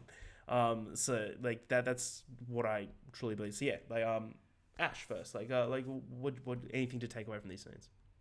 Yeah, the karaoke scene it's even like more heartbreaking the second time. I feel like I just fully absorbed it from like both people's perspectives, because I'm sure from his perspective, he's like mentally, he's not well. So being like pestered to do something that you just really don't want to do in front of an audience. And of course, like singing a song with your daughter, you would want to be in a happy headspace for something like that. And he's clearly not. So I think as you get further in, he clearly is struggling at like balancing speaking to her in a way that is what would probably be appropriate as a parent, but also processing what he's going through. So I think that's the most clear moment. And of course, she just has to like hit him with the gut wrenching, like, I know you can't afford it, which when you're a kid, you don't know shit about money. You don't know what your parents are actually going through. You assume you know financial situations based on things you might have, or, what job they have, but you have no idea. So that definitely, I think, hit him where it hurt. And you can just tell, because clearly that's part of his struggle, is maybe not being financially where he wanted to be. So yeah, that moment is point, really, that's a great point. Heartbreaking. But yeah, I think the mud bath scene is great. Obviously the scenes of him walking alone and going out into the water, I think it's like 90 seconds or so, you just hear waves like crashing. Sidebar, my husband was watching reels next to me while I watched this movie, so clearly he was very invested. But when it got to that part of the movie, he like turned off his phone and it was just like quiet, and I was like, yeah, please respect this film. But it was just like, even someone who's not even engaged in it, I feel like at that point it was just like these loud waves like crashing, and I just feel like that was so powerful. The way she uses sound in this movie is really interesting. It's like, it almost sounds like it shouldn't be that loud, but there's a couple moments throughout where like certain sounds in this movie are really like extra loud. And I feel like the waves is one of them. And it just kind of adds to like the intensity of that moment. And I just kind of like sit there in silence, just trying to absorb it. So I really like that whole scene. Obviously you feel bad for Sophie. She shouldn't have to fall asleep in the lobby waiting for her dad because she's locked out of her room. Like, that's horrible. but you also just feel so bad for him. And that scene of him crying on the bed is just, I can't even explain what it makes me feel like. It's the most like authentic cry I think I've ever heard a man have in a film ever. Like, I don't think I've ever seen anything like that in a movie before. And it's just, you can tell he's just so broken, and everything finally comes out in that moment. So I don't know. I took the letters to be a sign that we know that he's not going to be here for much longer. And that's just so hard to process as an audience member, because obviously it's sad enough. And then you think about Sophie, obviously, having to go through that. It's just all so horrible. But yeah, the mud bath scene's great. I love that he apologizes twice. He like wants her to get it. It's like, you're looking down, you're not looking at me. Like, I need you to realize, like, I'm sorry. Like, I really mean it. And I think it's important that he says it twice. So yeah, there's just so many great scenes in this part. Amen. George. Yeah, there's a lot of like not sad moments, but there's a lot of like very like fine details that kind of tell you that Callum's not necessarily going to be around for a while. Obviously, Charlotte Wells doesn't mention it, but we're left under the assumption that Callum takes his own life. And throughout the film, there's like the little like Callum standing on the balcony, Callum crossing the street, and that bus passes in front of him, or even Callum walking into the void of the sea in the dead of night, and you don't see him for 90 seconds until he's back in bed. So there's a lot of like, I don't want to call them great moments, obviously, because they're very sad, but there's a lot of like just heartbreaking moments where you kind of realize like something devastating is going to happen, whether they show it to you directly or not. You kind of like are getting ready for just that moment of realization where, especially on first watch, this obviously doesn't really apply for like your third and fourth watch when you really know what happens, but on first watch, you're kind of like preparing yourself for something devastating to happen. And then I have to imagine that Charlotte Wells, like the real Charlotte Wells human being, if this were even close to being a true story, which I imagine it was, she probably grew up with a lot of mental health issues herself, obviously. And I think the karaoke scene, from the perspective of Callum, is whether it happened or not, and I'd imagine that's just kind of a moment that didn't probably happen, but it's a nice little detail into Callum's headspace. You do not want to be overwhelmed when you're not in the best mental health. So Sophie continuing to like pester him to come and join her for karaoke on stage. Callum's like, I do not want to be the center of attention right now. I do not want anyone looking at me. I don't want anyone to see me. I kind of want to like hide away in my hole. It's a very like fine detail, but it's a very like important look into mental health. Because that's true. You don't want to feel overwhelmed. You don't want to like shiver your body and just put yourself in a position that you don't want to be in. And I think that one scene with the karaoke, again, whether it's real or not, and I'm assuming it's not, I think this is just one of those like vague memories Sophie is trying to piece together as an adult. It's heartbreaking, and it's such a, we've said the word real like a million times this pod, but this movie really is real, and I think that's just such a real, it's real as fuck. But that is just such a real look at mental health, because it's so true. That's how you feel. You just do not want to be in a position that you're uncomfortable or the center of attention. And then the scene where he's walking into the water, I truly, in the moment, the first time I watched this movie, I was like, that's it. Like, that's it. Like, that's the moment. That's the big moment we've been waiting for. Obviously, eventually, that's not the case. But that's just another like way of showing that like Callum maybe has accepted it. Like, maybe he's accepted his fate. He's accepted what he's going to do, because throughout this movie, you also kind of see he's like maybe preparing his daughter for a life without a father. He's teaching her self-defense. Mm-hmm. He's saying, I want you to know it's okay to do drugs. Just be safe. I want you to know it's okay to kiss boys and have relationships. Just be safe. He's kind of like gearing her for a life of not having a father figure around. And I don't know if that was Charlotte Wells' intention, but that's kind of the way I like piece these little moments together. And then Harry, I'm kind of like right there with you on the bath scene, the mud bath scene being like maybe my favorite scene of the movie. Paul Mescal, his range of emotion is insane. In that one scene of apology, he goes from like happy, starting off, enjoying the day with his daughter, to apologetic, to feeling guilty, to just flat out this aura of depression. His range of emotion and just what this man is doing with his eyes in this movie is just insane. Which again, like you guys said to begin the episode, like he doesn't have like that Oscar clip. Like he doesn't have like a Leo screaming scene in like Django Unchained or something. But it's again real. It is how real his performance feels, and just how it's so emotionally impactful. And I think that's what makes this movie fucking awesome. I'm trying to think of, was there any other like scenes that we covered in this section? But no, those were my thoughts on that, like that area. Again, Charlotte Wells does such a good job, and Charlotte, if you're listening to this episode, I hope you're doing well, but I'd imagine she's pulling a lot from just personal mental health experiences, because I cannot imagine what she has gone through has given her like a fulfilling life. Like she's got to be like very much hurting. Doesn't matter how much older she gets.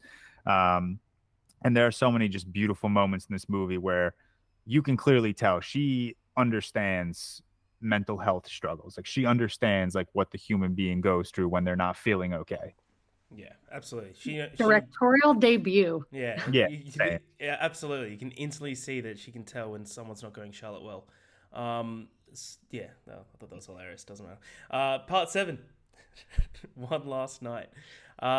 Just letting you know, I've had to double my therapy sessions because of this rewatch. Ash, I'll be shooting you the invoice. Okay. Quote. Quote. I wish we could stay here for longer. Me too. Well, why can't we? What do you mean? Why can't we stay here forever? On the last night of their holiday together, Callum and Sophie share a dance together under pressure, in a loving embrace. Just let Paul Mescal dance. He's there. Oh, I love his dance moves so much. It's so good. It's like him versus like Leo in Wolf of Wall Street. It's like, it's unreal. So same sort of like melancholy.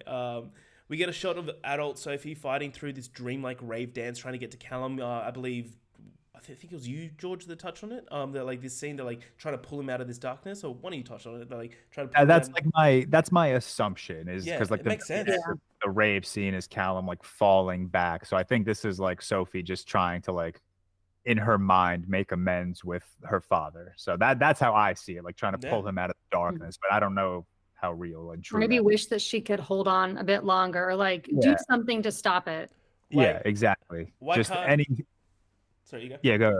No, I was gonna say she's just doing anything to like just spend more time with her father. Yeah, or as the song says, why can't we just give ourselves one more chance? As it's screaming as she's trying to do this, I'm like, oh man. Tell you what, this movie's spectacular. That song, man. Fuck that song. Oh man. Never hear it the same. Never. I'm straight up sobbing making these notes. This dance scene is fucking everything. The intercuts between this last night together and then with the nightclub with the adult Sophie pleading to her dad to wake up and come back to reality. This is our last dance. God, I'm good at writing notes. The next morning, Callum and Sophie are at the airport where Callum waves her goodbye and sends Sophie off on her flight back to her mother, saying, I love you, like says her a bunch of times. Part 8. Just fucking show me my heart already. I like that little time. In the present day, the now adult Sophie lives with her wife and young child, with the rug Callum purchased on display. She's shown looking through the camera footage for the holiday in Turkey, prying through her memories in an attempt to understand what has happened to her father. In the final scene, Callum packs up the camera and walks down the airport hallway after having waved Sophie goodbye, opening the doors to the rave. But what does this mean? All right, this is all interpretation. Here's what I believe this means, and I'll get you your guys' interpretation after. Aftersun tells us everything we need to know without stating it. It shows far more than it tells. We've said this multiple times. It's not bluntly stated, but heavily implied that Callum takes his own life not too long after the trip. It's clear that this is the last time Sophie sees her father, and that's one reason why she's recalling these memories. There's a chance that Callum doesn't take his life, but his life still ends in a heartbreaking manner. He could have died due to some self-destructive behavior, or his mental health issues could have gotten so bad that he just disappeared and you just never see him again. His fate isn't confirmed, but this film is about grief and loss, at least one aspect of it. So whatever happened to Callum, the loving father from that vacation, is gone forever. Callum is never diagnosed in Aftersun, but he shows many signs of someone suffering from some form of depression. He tries to hide it from Sophie, but in moments of solitude, you see the pain, self-loathing, fear, and despair that surrounds him. It's one of the most thoughtful movies about depression, which we've said multiple times this episode. One of the most gut-punching moments is, again to recall, is when Callum casually mentions that he doesn't think he'll make it to 40, and he's surprised that he's made it to 30. There are so many little moments like this where Callum mentions something that shows that he's suffering from mental health issues in one way or another for a while now, probably since adolescence. Aftersun builds its tension by allowing the audience to slowly see more and more of Callum's pain until we see him break down crying. Because much of the tone is upbeat, it isn't the saddest movie ever, but it doesn't shy away from showing the audience to feel such melancholy when it all ends. At the end, the final shot, for me, confirms his fate. Callum walks away, not going back into the real world, but into Sophie's memories. You see the strobe lights coming out from behind the door, and this seems to imply that this has become Sophie's final active memory of her father. So, fun fact here, according to the 2022 interview, Frankie Corio stated that her on-screen father, Paul Mescal, became very close on set during filming, and they still FaceTime to each other almost every day just to stay in contact, which I thought was amazing. So that is Aftersun. That's what I believe is the ending. I would love to get you guys' thoughts, what you believe. Charlotte, you legend. We've said it so many times, like show, don't tell, sure. I love interpretation with fucking movies where they leave stuff up and it's like, well, what actually happened? It's like, well, what do you think happened? And it's like, well, I think XYZ. It's like, that's what happened. It's the interpretation of this ending is so up for grabs, but I do think that we all agree that Callum's gone. I think that that's the most true, but in terms of how it happened, it doesn't matter.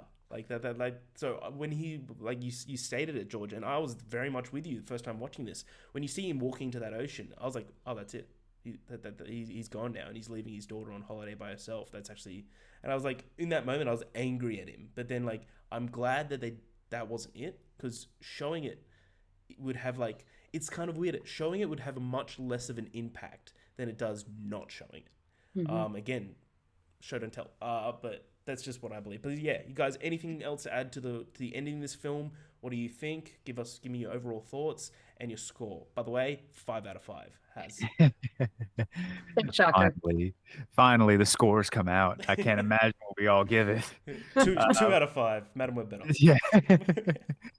No, I think you explained that last scene perfectly. I think you and I align pretty well there. I think it is left up for interpretation, whether Callum, sadly, tragically took his own life, or whether he's just an MIA father and he didn't take his life. I think it's safe to assume in any situation that Callum is not present in Sophie's life. And I think the way you describe that final scene is perfect. That's the last memory that Sophie has of her father. And I also think that last scene is the reason why I think it's safe to assume that Callum took his own life. He's walking literally into Sophie's memories. He's walking into Sophie's, whatever you want to call it, her dream, her thought, her imagination. And that's the last memory she has of her father, which is why I think it's safe to assume that he took his own life. 5 out of 5 for me. I'll end my Aftersun discussion there. I love this movie. I really do. It's so... I believe, Harry, you said it to begin the pod. It's so vulnerable. Like Charlotte Wells, I can't even imagine opening up this much to anyone. I don't care who it is. And she decided to just make an entire feature film. And I absolutely, I want to shake her hand so goddamn hard. I commend the living shit out of her. I cannot imagine just being this vulnerable, being this personal and intimate with this tragic of a story, to just give it to the public and just let all of us into her life. But I love that she did. I one of you said it earlier. I think this is one of the most raw and real looks at depression and mental health. I think we've gotten some really disrespectful iterations of depression in film, and this is absolutely not one of them. This is probably the best that I've seen. I think there are a couple that come close, but this 5 out of 5. Fun fact, this is one of two, since we've started the Real Talk podcast, we've had like the Real Talk collection. This is one of two immediate entries where all four of us gave a 5 out of 5. Can you guess the other one?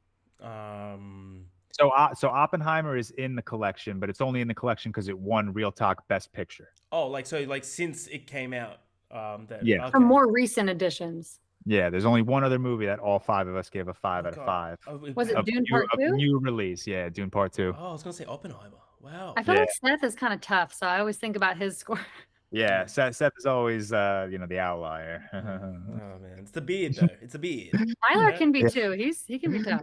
We're all outliers. We all hold back a couple of movies. But yeah, love Aftersun, and as devastating of a film as it is, I will continue to watch it. Yeah, that's like sorry, before I pass over to you, Ash. That's like one of the things that is kind of weird about this film. This film destroys you, breaks your heart. But I will rewatch this tomorrow. Like absolutely, because there's so many heartbreaking movies, which I'm sure we'll talk about in our draft, that like I will never watch again, like ever. Yeah. But like this is so like it still affects me so much. But it's some way it's kind of like a sad comfort film in a way. It's so weird. It has like, and obviously I'm not 31 and I don't have an 11-year-old child, so I can't like truly relate with Callum, but like, I don't know, it has like this very personal feel where like there are some scenes here and there where I'm like, yeah, like that his experience is true. Like I've felt that before. Like I've felt like sitting in my bedroom just crying my eyes out because I don't want anyone to like feel or see my emotion. Like I want to hide them from them. So it feels so personal, even though I can't like truly relate to Callum. I think that's just one of like the reasons why I just love this film. It's just like, it's too real. I want to punch this film in the face because it feels like it's personally targeting me sometimes. Yeah. Yeah, no, that's a really good point. I think that the reason it is so rewatchable though is I think maybe even more so for people that grew up like we did, where you did have maybe like these little camcorder, like, memories with your parents and vacations. And like, you get to kind of just remember being a kid, which is the part that is like sort of comforting, but then it is so heartbreaking too. But I agree. It's definitely very rewatchable and I will certainly watch it again. I also gave it 5 out of 5, which I also did the first time I watched it, but I did love it even more this time. Like I said before, I think it's just more to kind of pick up on and a lot more perspective once you've watched it from both characters' perspective. So I really love that. As far as the ending, I think you guys said it perfectly. The main thing I guess I'll add is I find it really interesting that obviously her last memory is seeing him in the airport in that outfit. And she associates dancing with him a lot. And that's like the last thing they did on their trip. So I think it must be like, in a way, her memories, why it's a rave. I feel like I've thought about this a lot and I just can't quite figure out. I don't know if it's because like that rave lighting is very like unclear and very messy and very hard to piece together. So maybe that's like her way of trying to understand his brain or like what he was going through or how things were for him. But I think it's really powerful. And I have to imagine that she never saw him after that. That's the last like look he was in, the last kind of moment she has. And I do sadly think he did take his own life. I really don't think that it's just like a situation of, I'm going to be absent from my daughter by choice. I think he already knew that's what he was going to do. And that's why he wanted this trip. He wanted this, time with her. So that's kind of how I take the ending. But it is interesting that nothing is really ever spoon-fed to you. Nothing's ever really told. You're supposed to just kind of feel through being shown the memories and the moments. So it's a very unique film. I don't think there's much else like it. We talk about this a lot with A24 because obviously we did A24 last month. They just know how to pick up these like stories that are very human and are very like subtle with their performances. Nothing's like very flashy. It's just very much like humans connecting, whether that be friends, family, daughter, father. Like it's just the easiest stories to fall in love with, I feel like, because they just are so real. So that is the last time I'll say the word real on this episode. And yeah, I adore this movie. I love it. It's heartbreaking and it's amazing. Yeah, someone on TikTok, I think it was Bella. Bella watches films. Shout out. She made a video of like she was having like a discussion with her, or an argument or conversation with her father. It's like, what does A24 do to film? And like my answer very much is they make human stories into blockbusters. Like just the like, which I think is perfect for like a film like this, released by anyone else. Like it probably wouldn't have the same already level of viewing. So yeah, I think what A24 is doing, except for the movie Men, Fantastic. dog shit film. But everything else, like, great, unreal. But that is Aftersun. Well done, guys. That was unreal. We're going to go into our draft of the show to end things out. And what better one to do? Our draft topic is movies that break your fucking heart. So this is very loosely. So it's you could do sad. You could do draft whatever the hell you want. Draft sad movies. You could be like a happy movie that has like a scene in it that like resonates with you. Like I haven't put it on here, but when I was growing up, I watched Harry and the Hendersons. If you know that, about the big Yeti guy, Harry's the big abominable Yeti, or what do you call Bigfoot? And there's like a scene where John Lithgow like punches him in the face, like, get out of here. Look it up, George. It's a wild. I'm looking it up right now. Yeah, watch that after a couple of milligrams, and you're fucking sorted. That's a frightening poster. I'll tell you that. But it's like a kids movie. But there's like that one scene that always resonates in my head. But I wouldn't draft that. But like something like that. So like anything that you like. So the draft order is George, then Ash, and then myself. So George, for pick 1-1, movies that break your fucking heart. What do you got? I feel like, just out of respect, I need to pick Aftersun at 1. I'm sure that was on all 3 of our lists. Yeah. But again, one of you guys mentioned this during our review. It's not like yes, the movie makes me cry, but it's not because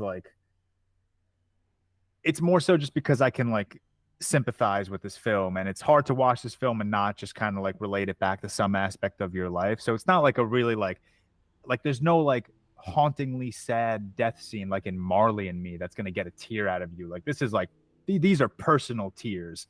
So yeah, I'm gonna take Aftersun at number 1. It's just, it feels right. Yeah, good pick. Yep. Ash. Okay. Well, that helped me make my decision. So this is a movie I've only seen once, and I only plan on watching it one time because, like we said before, like you were saying, Harry, there's just some movies you can't rewatch. I don't think I've cried this much in a movie in a very long time, and I'm gonna take Grave of the Fireflies. Oh, good pick.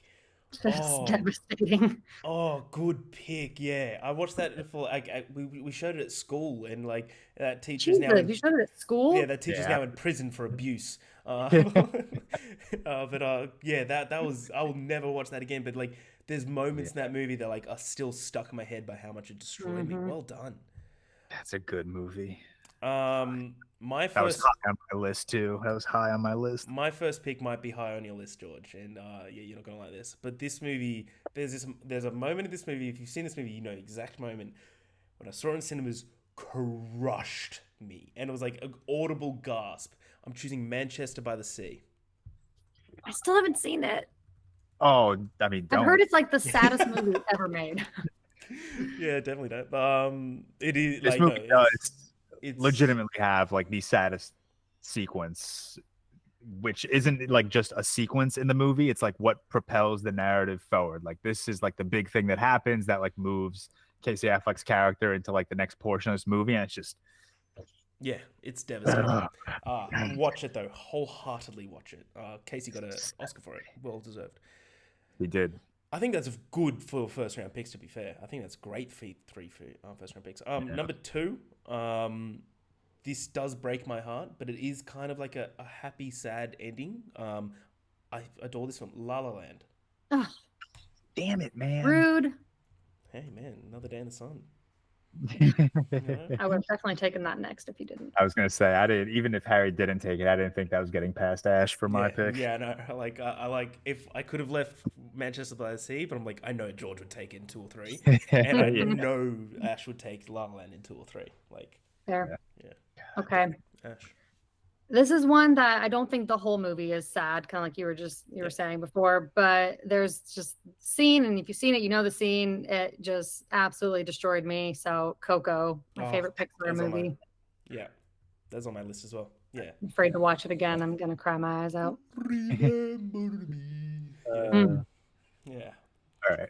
I got back-to-backs. Now I'm looking at my list. I like this draft. It's a very broad draft. Like anyone can Google sad movies, but I feel like we're all at the point of our lives where like different things affect us. Yeah. So I'm gonna go my next pick. I'm gonna take Francis Ha. I feel like I'd be doing myself a disservice by not taking it. Another film that's so rewatchable. Again, yeah, rewatchable. Again, I just like the rant I said for Aftersun. It's not like an inherently sad movie. It's just like very like relatable, like just feeling lost in your 20s in New York, and it's just like it's a comfort watch of mine, but it's also like it is a sad watch for me. And then back-to-backs. So much. There's so much I could pull from. I'm gonna take another directorial debut, which if you guys haven't seen it, good opportunity to review on the pod. I'll come back if you want. I'm gonna take just from a couple years ago, Edson Oda's 9 Days. Oh, I've been told to watch that. Didn't Byron tell us to watch that? I think Byron loves that film. Yeah. Yeah, really just spectacular directorial debut. Another one. Again, you definitely should add it to your list, whether you review it on the pod or not. I think it's just such a beautiful outlook on life and mortality, and just appreciating the world around you. And it does have a scene that does get some real tears out of me. It's a really sad scene, but it's like it's not sad again like a Marley and Me devastating sad. It's more of like a sad because I'm just like, it has me thinking about so much and my head is going crazy. So yeah, I'm gonna take Edson Oda's 9 Days. Nice one. Ash, pick number 3. I'm torn. This is a good list. I gotta go with, it's a little recency bias maybe, but this movie destroyed me both times I watched it. And it was my favorite film of last year, so I'm gonna take Past Lives. Good work. Yeah, that was high on my list. That probably wouldn't have made it back to you, to be fair. So well done. Yeah, that was so high on my list. Yeah, well done. I love that Celine Song and her partner are both making these films, but they're just wildly about different things. Yeah. Yeah, and one is not good. I haven't seen it yet. I'm so curious. You hate it, George? Yeah. We won't get into that. I know you probably beat that to death, but for sure. You're nuts. But pick three. I think we reviewed this on Watchlist Book Club back in the day. Ash, there's a Watchlist Book Club and alumni. One of the true 5 out of 5 films, probably the best performance of all time. I'm gonna go One Flew Over a Cuckoo's Nest. Yeah, good one. That ending with Chief. Is it a Cuckoo's Nest or the Cuckoo's Nest? It's a Cuckoo's Nest, right? One Flew Over the Cuckoo's Nest. The Cuckoo's Nest. Fucked up. Damn it, Harry. Don't want it to happen again. Do you even know film? Yeah, my bad. Sorry, Seth. My bad, Seth. You're a good dude. See now it goes. There's another one on here that I think George wants, but it's too similar to another one that I have on my list, so I won't say that one. I'm gonna be good to you, George. I'm gonna not say that one. You're welcome. Now I'm curious. I'm curious what you're thinking. It's one that I know that you really like. I'm gonna. Oh my god! Now there's just too much now. No, I'm gonna stick with my gut. I'm gonna go The Green Mile. Yeah. You love that movie. I fucking love that movie. Ash, pick 4. All right. I had a couple options here. I feel like if I'm being true to myself as far as like a recent movie that just destroyed me, I think I gotta take it. I'm gonna go with Iron Claw. Oh, that movie. For not being a person involved in wrestling or care about wrestling at all, I think that's the most I've cried all year. Just Zac Efron's performance at the end is so good. Oh, I adore good. That wasn't on my list, but that should definitely have been on my list. Well done. I love the Iron Claw.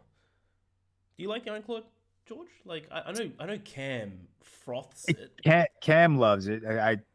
The last I know of, it was Cam's #1 movie of last year, so that's above Spider-Verse, which obviously you guys know how much Cam loves the Spider-Verse. So that says a lot about how much he holds that film. Yeah. I like the movie.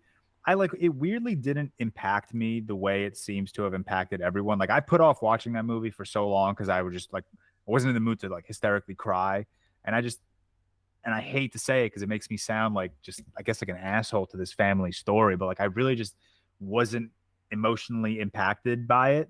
Certainly a sad story. I'm not taking anything away from the story, but I don't know. It just, like, I didn't cry during that movie, which is weird. A lot of people commented on my Letterboxd review, like, maybe this guy doesn't have siblings, so he doesn't understand, but I have 2 sisters.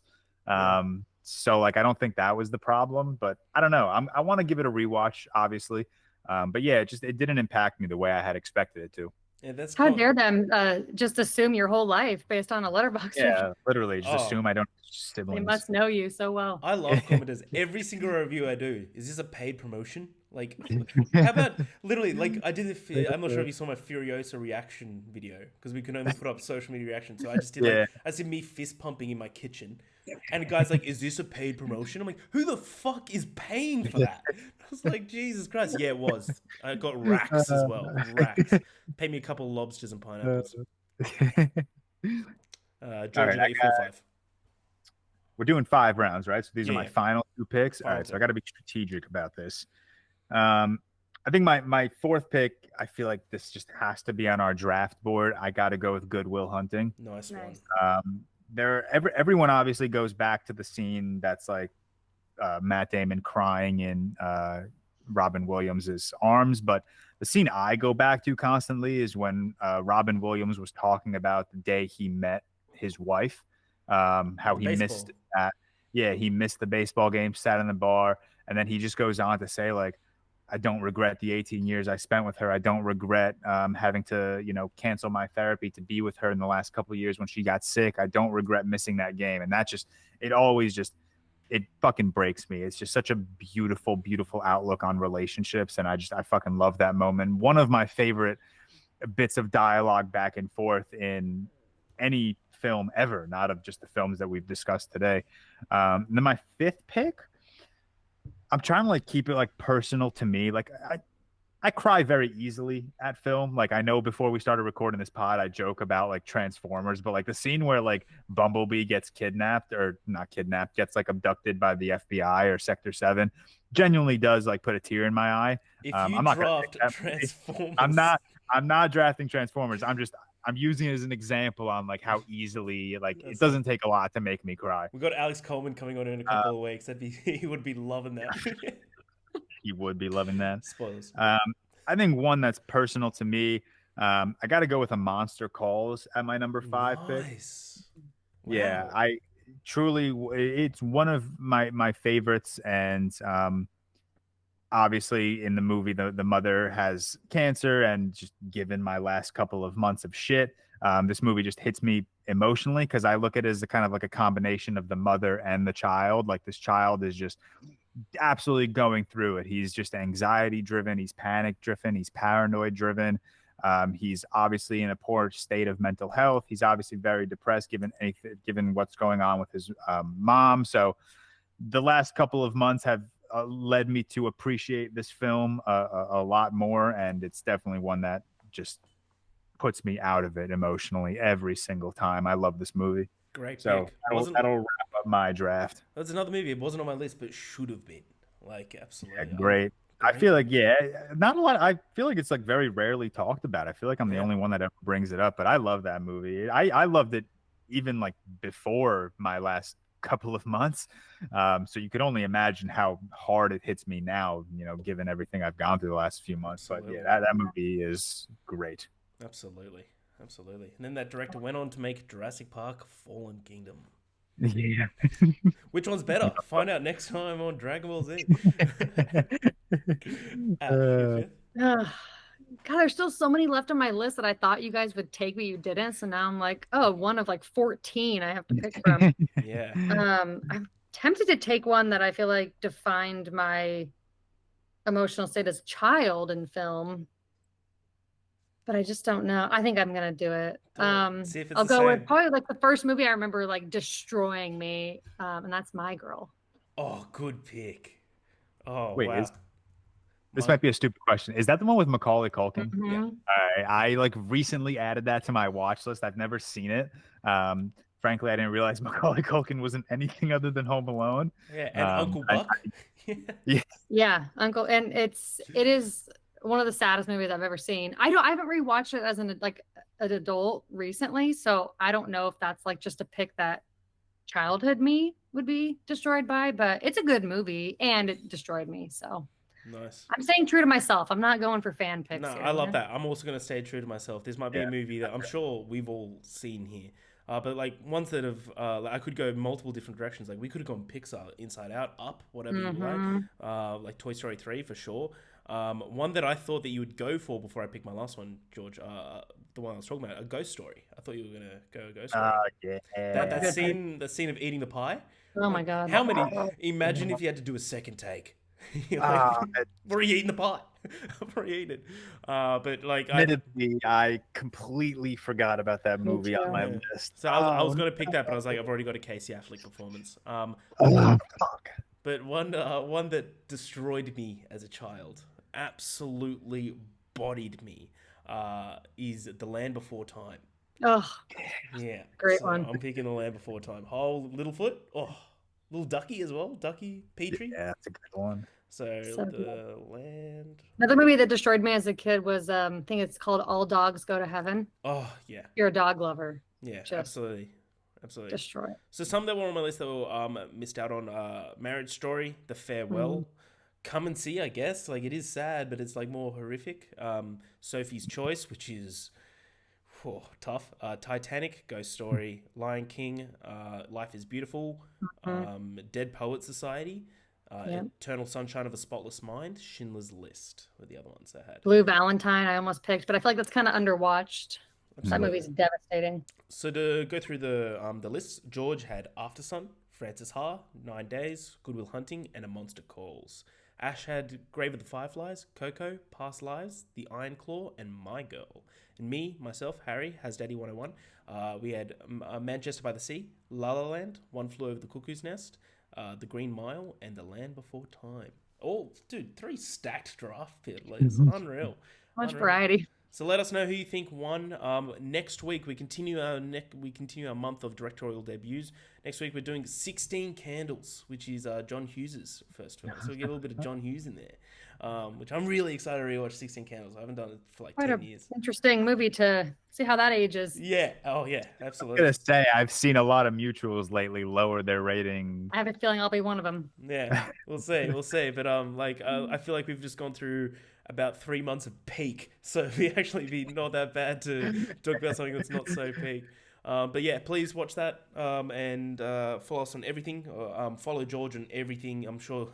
Hey, anyone's watching this? They already are. yeah, for sure. So follow us on all streaming services. Everything's on the screen already. George, thank you so much for coming on. Anything else? You guys. Anything else going on in your life that you want to shout out to? Can't wait to see you in Australia. Not really. I appreciate you guys having me on. This is fun. No, of course, man. It's great. George, we'll definitely have you back on. This was one of our favorite ones for sure. Unreal discussions. But yeah, until next time, George is George, Ash is Ash. I'm Harry. It's Love, Death, and Movies podcast. And we'll see you at the movies.